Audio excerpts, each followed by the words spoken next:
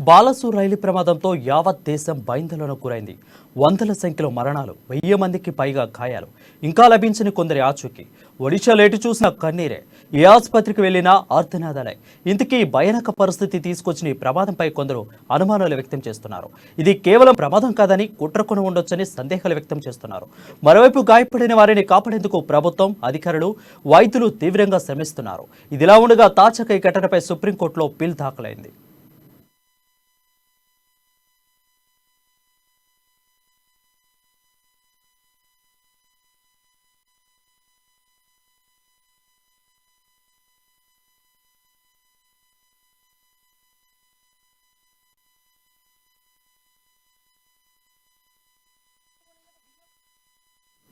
బాలాసూర్ రైలు ప్రమాదంపై సుప్రీంకోర్టులో పిల్ దాఖలైంది. సుప్రీంకోర్టు రిటైర్డ్ జడ్జి నేతృత్వంలోని నిపుణుల బృందంతో విచారణ జరిపించాలని కోరుతూ పిల్ దాఖలు చేశారు. సుప్రీంకోర్టు న్యాయవాది విశాల్ తివారీ ఈ పిటిషన్ దాఖలు చేశారు. భవిష్యత్తులో ఇలాంటి దుర్ఘటనలు జరగకుండా ఉండేందుకు కవాచ్ను అమలు చేయాలని కూడా విజ్ఞప్తి చేశారు. రైలు భద్రతను నిర్ధారించేందుకు మార్గదర్శకాలను రూపొందించాలని, 2 నెలల్లో కమిషన్ తన నివేదికను కోర్టుకు సమర్పించాలని పేర్కొన్నారు.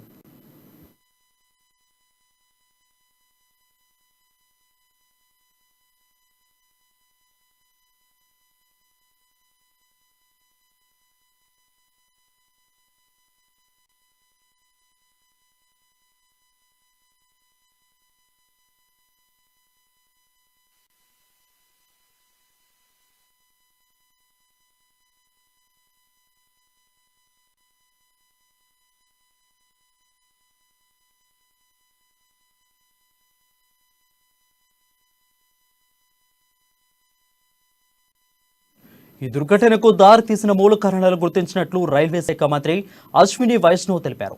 ఎలక్ట్రానిక్ ఇంటర్లాకింగ్తో మార్పు వల్లే ప్రమాదం సంభవించిందని ప్రాథమికంగా అంచనాకు వచ్చినట్లు వెల్లడించారు. ఘటనా స్థలంలో కొనసాగుతున్న సహాయక చర్యల్ని ఆయన నిరంతరం పర్యవేక్షిస్తున్నారు. ఈ సందర్భంగా ఆయన మాట్లాడుతూ రైల్వే భద్రతా విభాగ కమిషనర్ దుర్ఘటనకు దారితీసిన పరిస్థితులపై విచారణ జరపాలని తెలిపారు. ప్రమాదానికి దారితీసిన తప్పిదాన్ని కనిపెట్టారన్నారు. అలాగే దానికి బాధ్యులైన వారిని కూడా గుర్తించానన్నారు. అయితే పూర్తి నివేదికను ఇంకా సమర్పించాల్సి ఉందన్నారు. ప్రస్తుతానికి తమ దృష్టి మొత్తం పునరుద్ధరణ చర్యలపైనే ఉందన్నారు. బుధవారం ఉదయానికి పనులు పూర్తి చేయాలని లక్ష్యంగా పెట్టుకున్నామన్నారు. తర్వాత రైలు రాకపోతే తిరిగి పునఃప్రారంభమవుతాయని పేర్కొన్నారు. ఈరోజు రైలు పట్టాలను పునరుద్ధరించేందుకు ప్రయత్నాలను ముమ్మరం చేసినట్లు తెలిపారు.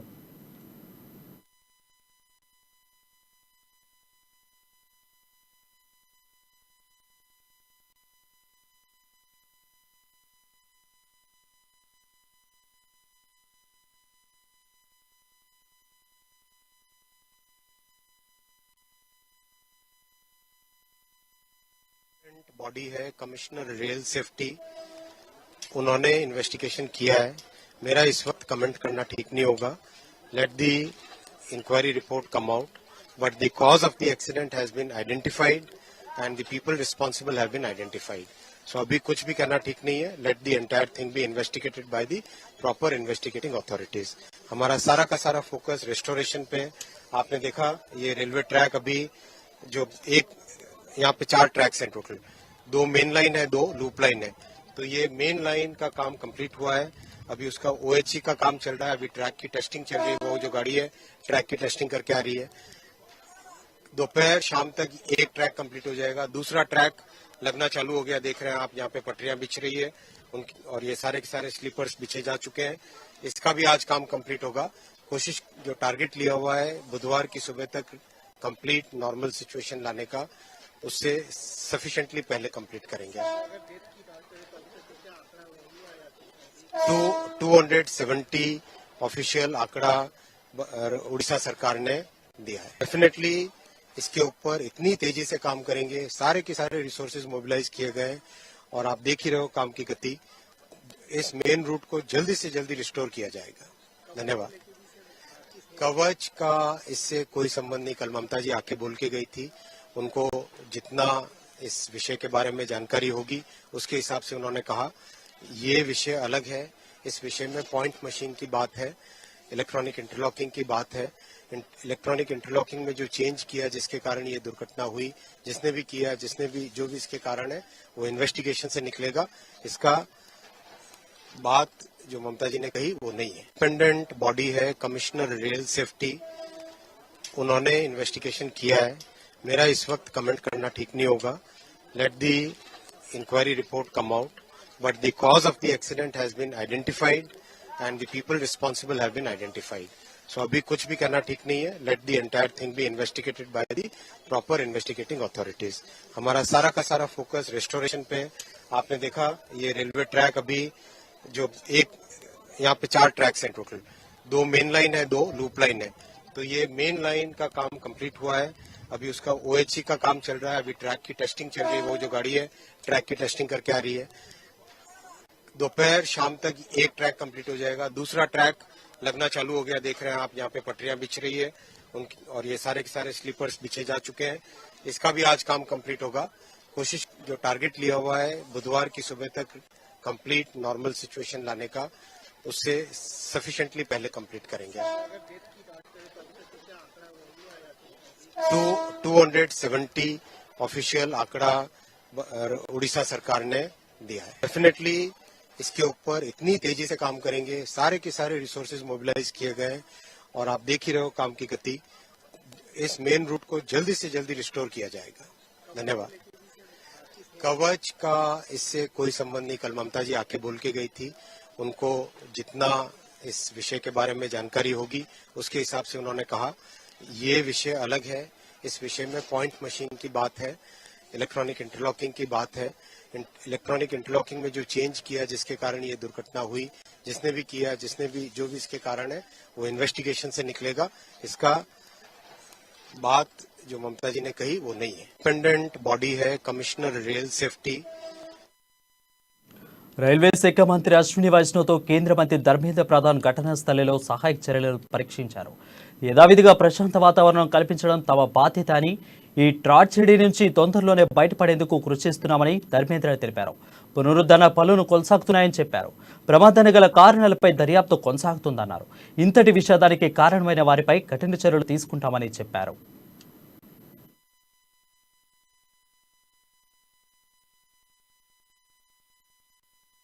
मैं फिर आज इस घटना के ऊपर अत्यंत कष्ट के साथ दुख जताता हूं.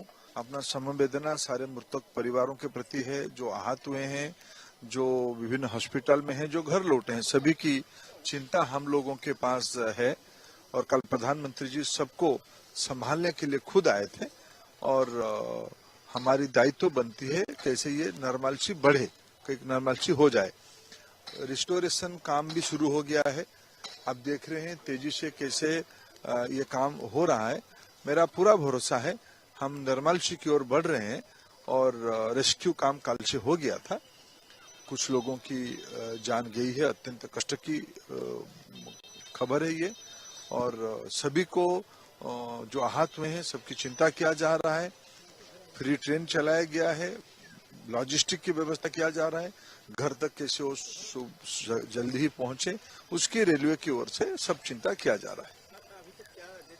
शायद जो यहाँ का जो, क्योंकि इसके एक डेथ की एक प्रक्रिया जो यहाँ मैंने कल स्थानीय प्रशासन से समझ पाया, शायद उसी प्रक्रिया के अंदर 270 कुछ प्लस ऐसा नंबर आ रहा है. लेकिन इतने बड़े हादसा में एक आधा शायद कुछ लोग क्रिटिकल कंडीशन में मेडिकल में भी है. भगवान.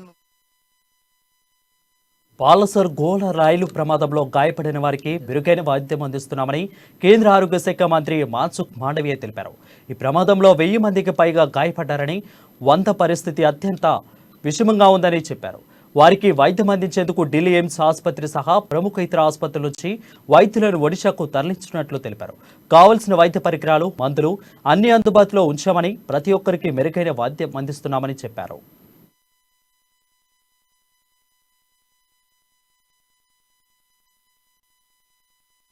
बालेश्वर रेलवे एक्सीडेंट में 1000 से अधिक लोग घायल हुए हैं. उसकी ट्रीटमेंट चल रही है. 100 से अधिक लोग उसको क्रिटिकल केयर की आवश्यकता है. कई पेशेंट को ऑपरेशन करने की आवश्यकता है. उसको तुरंत ही अच्छी ट्रीटमेंट मिले, इसलिए Delhi AIIMS, lady Hardinge hospital, RMLA hospital, सभी जगह से एक्सपर्ट डॉक्टर की टीम एयरफोर्स के स्पेशल प्लेन के द्वारा मॉडर्न इक्विपमेंट और मेडिसिन के साथ अभी पहुंच चुकी है। मैंने डिटेल डिस्कशन और रिव्यू किया है। कौन सी हॉस्पिटल में पेशेंट है, वहाँ उसको किस टाइप की ट्रीटमेंट की आवश्यकता है, उसमें एक्सपर्ट टीम के कौन डॉक्टर कहाँ पर सहयोग कर सकते हैं, उसके बारे में हमने वर्किंग प्लान बना लिया है और तुरंत ही उसकी विशेष ट्रीटमेंट चालू हो जाएगी ताकि हम ज़्यादा से ज़्यादा लोगों को जीवन को बचा सकें। बालेश्वर रेलवे एक्सीडेंट में రైల్వే శాఖ మంత్రి అశ్విని వైష్ణవ్, కేంద్ర మంత్రి ధర్మేంద్ర ప్రతాప్ ఘటనా స్థలంలో సహాయ చర్యలను పరిశీలిస్తూ ఆసుపత్రిలో చికిత్స పొందుతున్న వారిని పరామర్శించారు. నిరంతరం అందుబాటులో ఉండే మెరుగైన వైద్యం అందేలా చూస్తున్నారు. సోరో ఆసుపత్రిలో చికిత్స పొందుతున్న వారిని ఇరువురు మంత్రులు పరామర్శించారు. ఎలాంటి భయం లేదని భరోసా కల్పించారు. అదేవిధంగా క్షతగాత్రులను క్షేమంగా తమ ప్రాంతాలకు తరలించేందుకు ప్రత్యేక రైలు ఏర్పాటు చేసినట్లు చెప్పారు. హైదరాబాద్, చెన్నై, బెంగళూరు, రాంచీ, కోల్కతాకు ప్రత్యేక రైళ్లు అందుబాటులో ఉంటాయన్నారు. ట్రీట్మెంట్ పూర్తయ్యాక అందరినీ క్షేమంగా ఇళ్లకు చేరుస్తామని చెప్పారు. कहा है कि कोई भी दोषी हो, भारत सरकार उसके ऊपर सख्त से सख्त कार्रवाई करने वाला है। रेलवे की इंक्वायरी को पूरा होने दीजिए। खुद अश्विनी वैष्णव जी यहाँ डटे हुए हैं पिछले लगभग कल सुबह से। आज तो हम यहाँ आए थे आहत लोगों को देखने के लिए। हम तो आज आमे तो आज आसीथिलु एଠିକାର आहत लोक मानक देखिबा पई। पश्चिम बंगाल रो मुर्शिदाबाद अंचल किछि बंधु माने एठी सोरो हॉस्पिटल रे पीड़ित अछंती। मु सोरो रो युवक बंधु मानक को धन्यवाद देवी। एଠିକାର हॉस्पिटल स्टाफ मानक कृतज्ञता ज्ञापन करी। भारत सरकार तरफ समस्तंकर अक्लांत परिश्रम बल रे एठी धीरे धीरे सहजता स्वाभाविकता को जाउची।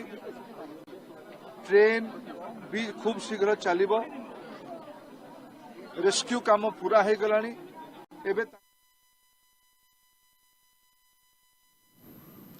ఇది రాజకీయాలు చేసే సమయం కాదని, ప్రస్తుతం రైలు ప్రమాదంలో గాయపడిన వారికి వైద్యం అందించడంపై ప్రభుత్వం ఫోకస్ చేస్తుందని కేంద్ర మంత్రి అనురాగ్ ఠాకూర్ చెప్పారు. ప్రమాదంలో 100 మంది చనిపోవడం చాలా బాధాకరమన్నారు. అయితే గాయపడిన వారికి ప్రభుత్వం అన్ని విధాల అండగా ఉంటుందన్నారు.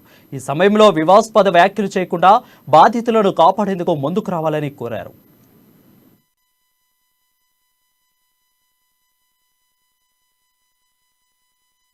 घटनास्थल पे जाकर अधिकारियों से भी मिले, जो घायल हैं उनसे भी मिले और सरकार ने अपनी ओर से पूरा सहयोग करने का काम किया है। घटना के क्या कारण रहे उसके बीच में भी जाएंगे, विस्तार में उसकी जांच भी होगी। लेकिन अभी घायलों को पूरी तरह से मदद करना, उपचार करना, उनको स्वस्थ करना, हम चाहते हैं कि जल्द से जल्द स्वस्थ हो जाएं। लेकिन जो लोग हमारे बीच में नहीं रहे इस दुर्घटना के कारण, उनके परिवारों के दुख के समय हम उनके साथ में भी हैं। 10-10 लाख रुपए मृतकों के लिए घोषणा भी की गई है। जो सीरियसली इंजर्ड है उनके लिए 2 लाख रुपए और जो माइनर इंजरी से 50,000 रुपए उसके लिए घोषणा भी की। मैं सिर्फ इतना कहूंगा कि राजनीतिक दलों को न इस पे कोई राजनीति करनी चाहिए कि देश के सामने एक ऐसी दुर्घटना घटी जहां पे बड़ी संख्या में लोगों की मृत्यु हुई और इस हादसे के बाद सरकार को जो कदम उठाने थे उठाए हैं और आगे भी जो उठाने के वो भी उठाएंगे। मैंने कहा इसमें देखिए विपक्ष को जो मांगना है वो मांगे। मेरा सिर्फ इतना कहना है, ऐसे विषयों पर, ऐसी दुर्घटना पर देश को एक साथ आना चाहिए। जब कोविड की समस्या थी तब भी हम सब ने, जहां एक और भारतीय जनता पार्टी ने सड़कों पर उतरकर भी सेवा करने का काम किया, मजदूरों से लेकर गरीबों तक की। सरकार ने भी उस तरह से कदम उठाए। कुछ लोग उस समय भी राजनीति कर रहे थे। मैं इतना कहूंगा, हर समय और हर मुद्दे पर राजनीतिक अवश्य नहीं है। कुछ मुद्दों पर पूरे देश को, समाज को, राजनीतिक दलों को इकट्ठे आना चाहिए, क्योंकि ये जो घटना घटी हम सब के लिए चिंताजनक भी थी और हम सब लोगों को अपनी सेवा भाव के साथ इसमें जुड़ना चाहिए।